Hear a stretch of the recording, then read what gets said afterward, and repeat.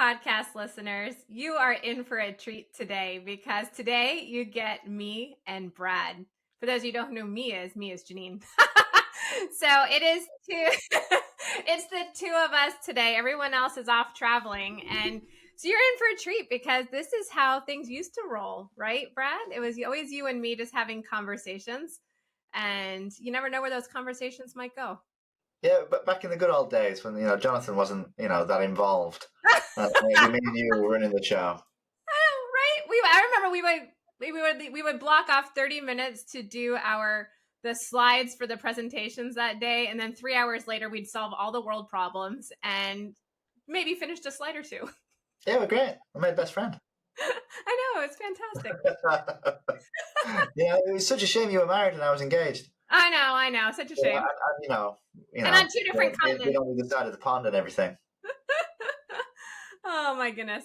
But yeah, no, it's interesting because we would have amazing conversations and solve a lot of world problems, which is what we're going to do today for everyone who's listening, right? Solve all their problems. Yeah, no, this is a real Brad and Jeanine thing. And if you've been a member of Business Success Academy and then the Fully Booked Photographer, now the Difference Maker Revolution, if you remember long enough, you know that me and Jeanine ran a lot of the webinars, a lot of the content webinars. And me and Jeanine would sit down together, just like she said. We would chalk up an hour of our day to come on and make slides, and we would have a 2-hour conversation, realize we'd not made the slides, and then we'd make the executive decision that we don't actually need slides. We could just talk about it, and it'd be better. And that's what we did. And it was grand. But back in the day, I suppose, I like to think it was fantastic content. But that was just our loathing of making slides. So yeah, we're riffing. We're going to talk about offers because that's always, something that we can never escape from talking about is marketing in the photographic industry and offers in the photographic industry.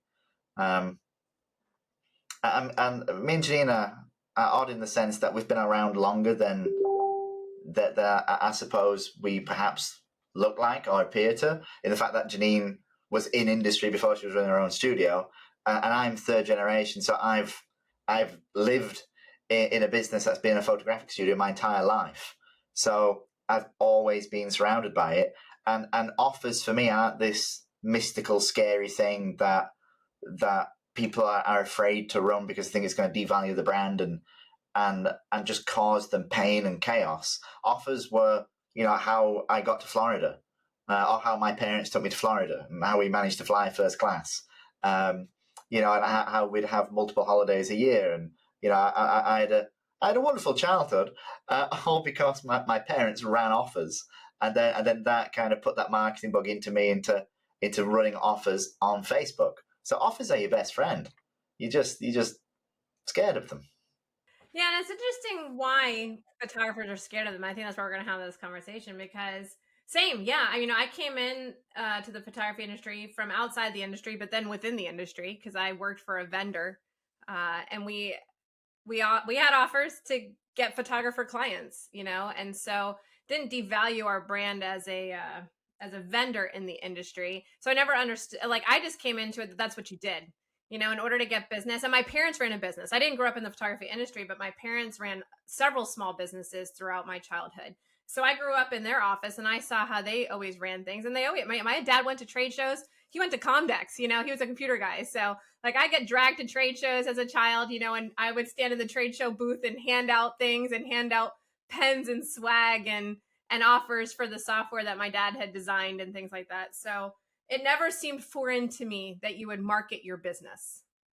That to me is how you have a business. You have to market it, and the different ways that you go about marketing the services that you have. And we're so lucky, I think, in the photography world because we have more than just the service. We have the product that comes after the service.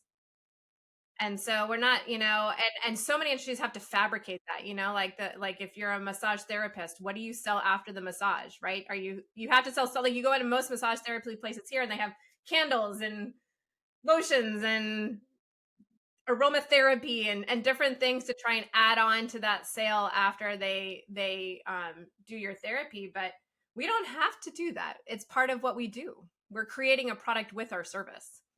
Oh yeah, no, it's interesting you say that, because that's just, aligned something in my brain that, that's exactly what we do. We're a service-based business that sells a product.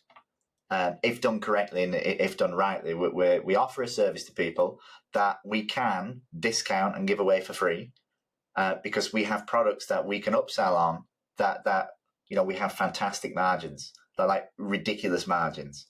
So yeah, no, and that's always, you see, because I've always had that exact same thought process, and it's always why I've always wondered why photographers used to charge such a high like session fee or booking fee, because that's not where you make any money. You make all your money on the back end, not the front end. And if you want to make more money, you don't increase your front end price. You increase your back end price with your processes in place, and you just get more people in on the front end. And it's not rocket science that if you charge the $500 session fee, if you reduce that to $50, you're going to book more people in. Right. And the reality is that your average order from delivering them the experience and then the product at the end isn't going to fluctuate that much if you're good at your craft and you've been doing it long enough. Like, and that's probably why we're not. It's my word that I say all the time. Exposure. We're used to it. We're used to photographing lots of clients. Like in our back in the day, in our heyday, we'd book in like 1,500 clients a year. And out of those 1,500 clients, 10%, about 10 to 15% probably wouldn't spend anything. But we wouldn't photograph 1,500. We'd probably photograph like 1,200. We'd lose several hundred down to movement and cancellations and no shows. So I'm used to it. So when a client doesn't come anymore, it doesn't bother me. Yeah. I look at the reasons why and say, right, could we have done something better, or is this just life? And then I move on. Yeah, it's interesting you say that too, because it is when you realize that it's not a personal assault on you when someone doesn't show up for a session, or we photograph a lot of children and it's a part of life. Children get sick, and baby wakes, they were fine yesterday, they wake up today with 102 fever. Well, I don't want that baby in my studio because I don't want to get sick. So yes, please, let's reschedule to next week. And so recently we've been really working on like what we can do during that time, like how we can repurpose the time that we had set aside for the session so it's not wasted time. But yeah, it's just part of life. It's part of what it is. And even if it's just someone no showing on you, same thing. We look at what did we do wrong? Where did we go wrong? It's never the client's fault. It's always something that we did. What did we do? How can we fix it going forward and improve our process? But just knowing, same thing like you said with exposure, if you book X amount of clients, so many are not going to show. And it's just part of what you plan on doing. It's part of how you plan your week, and you have to know that's going to happen. So we sort of overbook. Not like the airlines where they beg people to now give up their seats. But, it's not uncommon in businesses to realize you have to overbook. My hairstylist does this. And I know if you guys have listened to the podcast long enough, I get a lot of my business lessons and ideas from my hairstylist because he runs multiple 7-figure salons around the Tampa Bay area. And you don't do that without understanding business and how to fill chairs, right? And he said to me, Jeanine, you don't make money if there's not someone in your chair. You just don't. It's not, you can't sell anything. You can't sell portraits if someone's not in front of your camera. And so I've never understood the barrier to entry to making that happen. I'm confident in the experience we provide.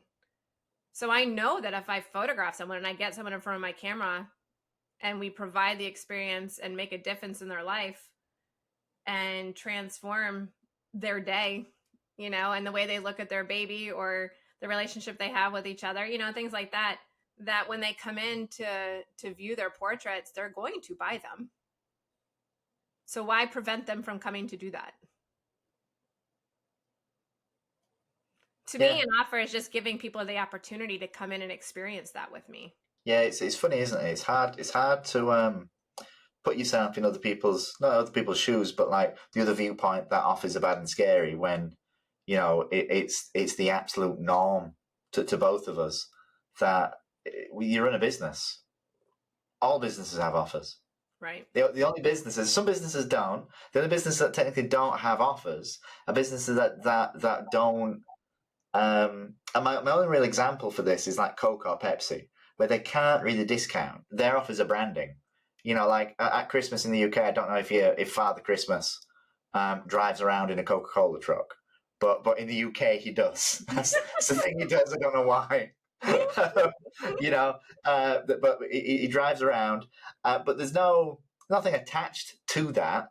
There's no discount in price. Coca-Cola can't discount price. It's just brand awareness. Right. A lot of photographers think marketing's that. It's about building brand awareness, but brand awareness isn't going to work unless you already have a loyal customer base who use you regularly, and you know you've got multiple 8-9 figures in revenue backed behind you, so you can do something like that. Right. You know, one of Coca-Cola's most, for whatever reason, that they're in a slump in the early 2010s. I can remember them doing this in the UK. I assume they did it in America as well. But they had a marketing campaign where they got rid of Coca-Cola on the bottles and instead replaced it with people's names. Oh yes, we did have that. They did like the 10 most popular boy and girl names in the UK, and I'm sure they did that everywhere in the world. And Coke sales skyrocketed. Yeah. So like, they don't need to run offers. They do stuff like this, but like we couldn't do that. You know, but we can't do out the box marketing, quick thinking like that because it's just not going to get clients in. So we have to leverage with offers. Yeah, it was very sad. There was never a Jeanine Coke can. Oh yeah, there was never a Brad one either. But it did make, and I do know, it's funny you said that because I do remember people scouring the stores for their name or their child's name or their partner's name and for anybody you were getting a gift for. And then they were clever. Then they did phrases too, things that were happening. So, grad or, dad or mom or whatever, because then, it fits for a multitude of people. So yeah, you're right. It was an offer in a sense. It was a great marketing. We can't do that, but we can do other things. Yeah, it's how you get clients in your door. It's just making people aware that you actually exist. And when I was growing up, I thought everybody knew who my dad was because that's what it appeared like. Everybody knew who the business was. And it wasn't really until I was in the business and I was talking to people about it that the vast majority of people had never heard of us. And we've been in the town centre now for 47 years. Both my grandfather and my dad were quite public figures. My grandfather wrote numerous books, was a press photographer for the local Chronicle and the official football club photographer at Barnes Football Ground. Fans used to chant his name, and my grandfather would stand up and wave to them all. They'd all cheer. Great. So there were public people. They were well known in the town, but the vast majority of people had no idea who we were. Yeah. And I was running all these offers, and I was at the time I was thinking, well, surely people know who we are. But everybody I was speaking to on the phone had no idea who we were. They just wanted to book a photographic experience. And who am I going to lecture them, telling them, well, you should know who we are. Right. I was booking them in. I was happily booking them in.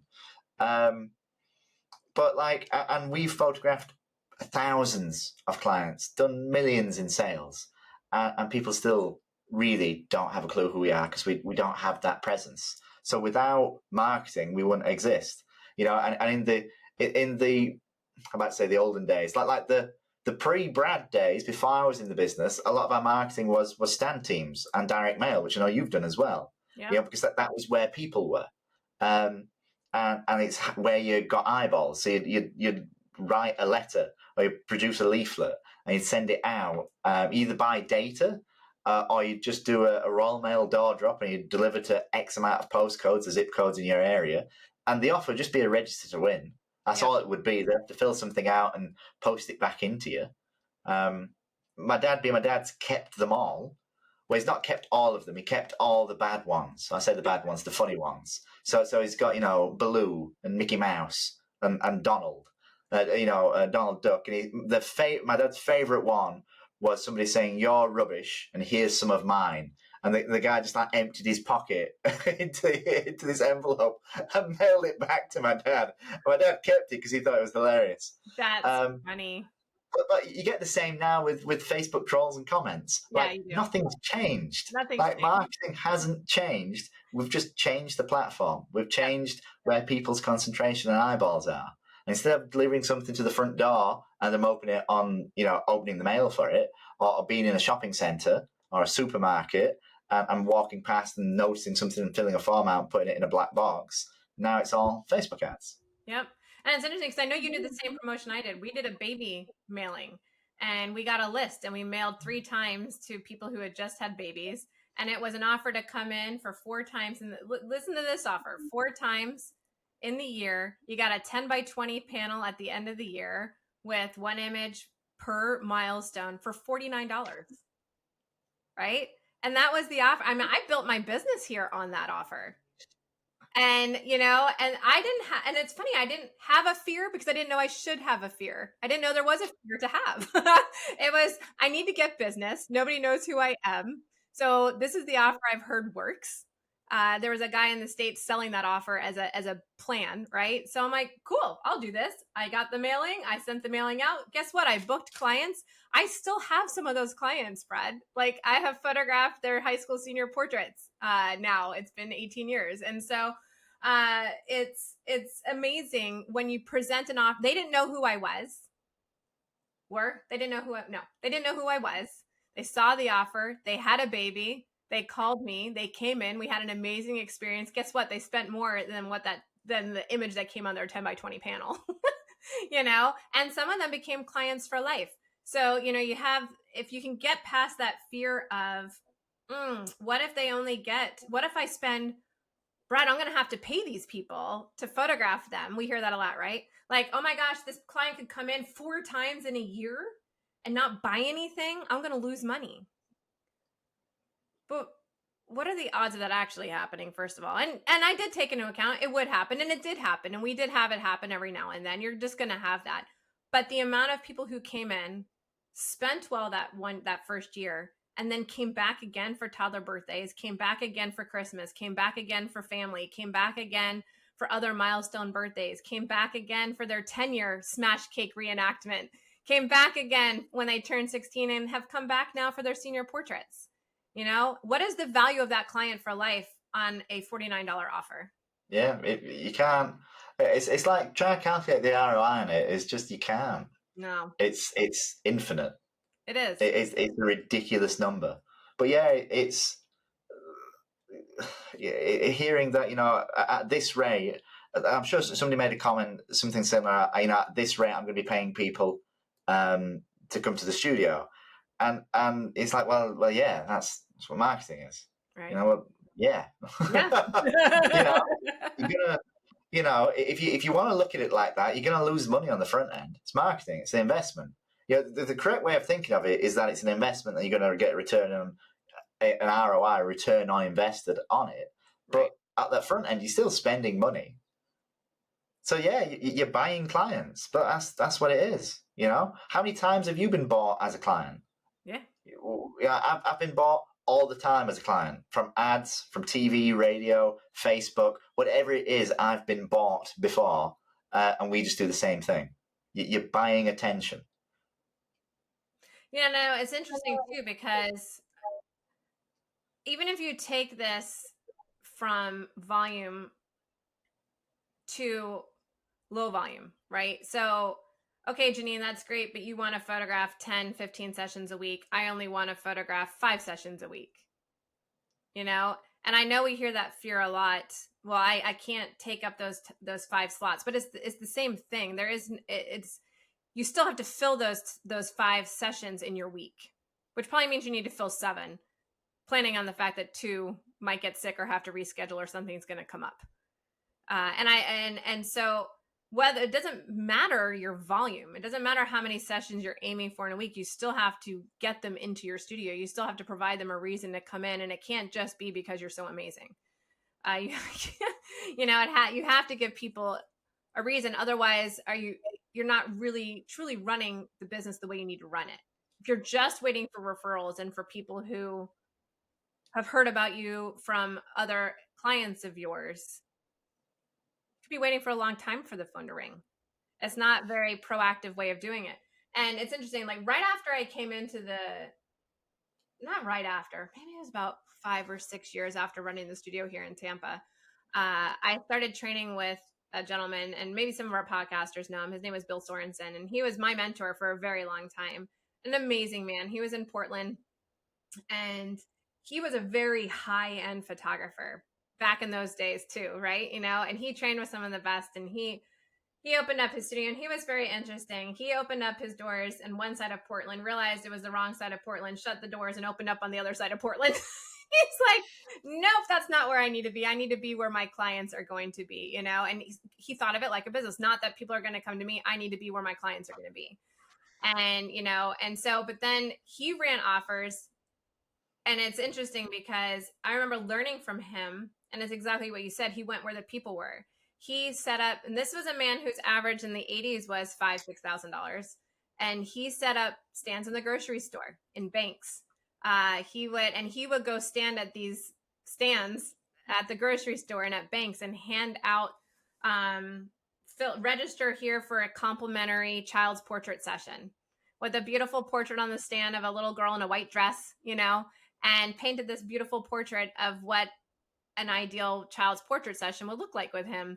And he said, I fully knew that of the 10 I would book in a week, half of them might just take me up on the free offer, but the other half are going to spend, or he had his percentages, like half would take him up on the offer, 2 might spend right at his average, but it was the 3 that spent well above his average that made the whole week worth it.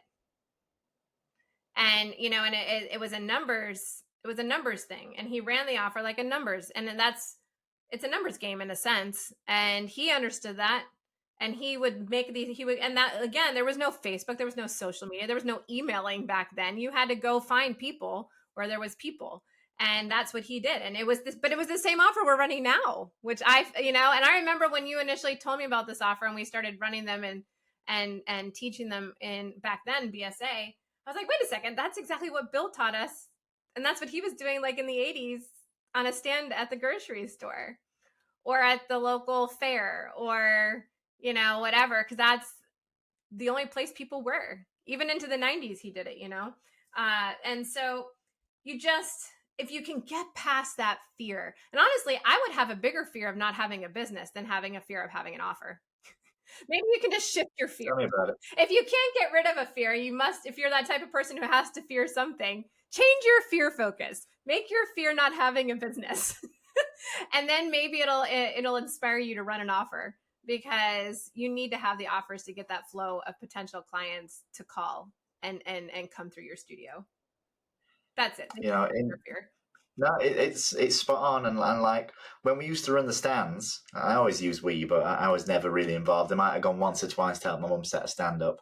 It would always be in we call them supermarkets, essentially big grocery stores, and we'd be in all the Asdas around us, and my mum would be there for the weekend. She'd be there like Friday, Saturday, Sunday, collecting leads, and then the following week she'd be phoning them all in the evenings. So from like 6 o'clock to 8 o'clock. She'd be phoning people to get those bookings in. But the best spot for us for these stands was at Morrison's, which is a brand of these grocery stores. It was in Wakefield. It was where our clients were. It's where our best clients were. We always had our best clients and highest average orders from this place, especially from this one Morrison's. And at the time, my dad had employed a person, I can't remember the name, but their job was essentially to get us these contracts, to get us into Asda and get us into Morrison's. Morrison's at the time would only accept charities. So the person would lie and say we were a charity. And my mum would rock up, set the stand up, supposed to be there for the weekend, might be there anything from 6 hours to a day and a half, and she'd get kicked out. And then, 2 months later, she'd be back in again, on this charity scam. And my mum didn't care. She didn't care that she might not really supposed to be there, that the person who'd set this deal up for us, that we were paying to do this, paying them to set these deals up, might have been a bit disingenuous, a bit dishonest in getting our foot in the door. And she had no fear in talking to people or being there running that stand, and absolutely no fear or shame in getting kicked out and coming to try again in 2 months' time. She had the perseverance to do it because it's what the business required. And it's where we got a lot of really great clients from. And a lot of those clients still come to the studio now. So it's just the same with Facebook. You know, people have that fear of the phone, of picking the phone up or running a Facebook ad or running an offer. But like you have to do it. There's only one way forward if you actually want to run a business, and that's through. So you have to do the things that you might find uncomfortable or that you might not want to do. But the more you do them, the more comfortable you get with them. Yeah. You know, by the 10th time my mum got kicked out, she knew all the store managers. You know, she was friendly with them. Like it was easy for her. That's You know, funny. it becomes a regular thing. So That's you a know, great story. it's fun, isn't it? That is a fun story. But you're right. No, it's the same thing. We have, this fear. And it's interesting because like, how often do I run my offer? Are people getting tired of seeing it on Facebook? And no, because how many, like, they're only going to see it when they're ready to see it. We have our first birthday offer running all the time, but until a mom is planning her child's first birthday or thinking about their first birthday, she's not going to even see the ad in her mind. It's just going to float by.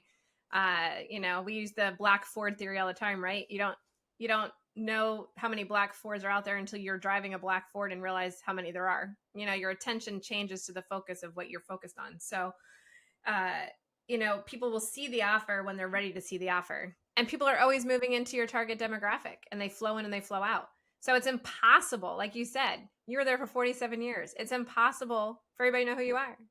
Even if you're in a town where people never move. But we're in a town where people move all the time. We're a highly fluctuating town. So like, if I wanted to rely on my brand, I would be broke tomorrow. I mean, legit, I would legit be broke tomorrow because there is just no way to rely on that. We have thousands of people moving into town every day, thousands of people moving out. I mean, like, populations fluctuate. New people are always having children. New people are always getting married. New people are always, like, everything fluctuate. This isn't like 1952 where there's one business per profession in your town and everybody knows who, it's not Little House on the Prairie where everybody knows who this general store owner is. So it's we have so much tearing at people's attention. So until they're in the right target avatar for what you are offering, they're not going to know who you are. They're just not. Not enough to keep you in business anyways. So you have to run the offers. You got to get in front of them. You got to give them a reason to stop and think, ooh, that's pretty cool. I need to check that out. Maybe it's something I want. Maybe it's something I need. So I don't know, Brad, how do we wrap this up? How do we tell our podcast listeners who might have this fear of running offers to get past that fear, to put that fear aside long enough to test this concept of running an offer to get business into their studios? I appreciate you've given the close to me, Jeanine. You're welcome. That's very tactful of you. But yeah, no, I mean, realistically, we are quite easy to find. With the Difference Maker Revolution, we have free training. We have literally a free Facebook group called the Difference Maker Revolution, where we help photographers understand about marketing. Essentially, this conversation we've had here is like marketing 101 about offers. But we've been training people or training photographers for 4 years now, and we still have the same conversation because it's just people come in, people move out. In terms of when they are photographers, when they want to hear this information, it's just the same. Even for us running a business, training photographers, in us running a business, trying to get clients in to photograph, it's just the same. You're going to be ready to hear something when you're ready to hear it. So if you're ready to hear about how to grow your business and build, let's say, build a brand, but create offers and create products that you can market and get consistent clients into your studio that you can then serve, that then come join the Difference Maker Revolution. And you'll have a community of mentors and fellow photographers that'll help you work through the fears that you have, because it is a fear that you have to put aside to run your business. You have to get past this fear. Transfer it to something else. I don't know. But you have to get past it to run offers, to fill your studio, to have butts in seats in front of your camera, to create these amazing photographic experiences for people. And so come join us. We'd love to have you in the Difference Maker Revolution. You can come join Brad and I and the other guys who are traveling this week, and we'd love to see you. So come find us on Facebook. That's all. All right, cool. All right, see you guys next time. We'll see you guys next time on the next episode of the podcast, where I believe it'll be at least 4 of us back together again. I'm not sure about all 5, but we should have 4 next time. So bye for now.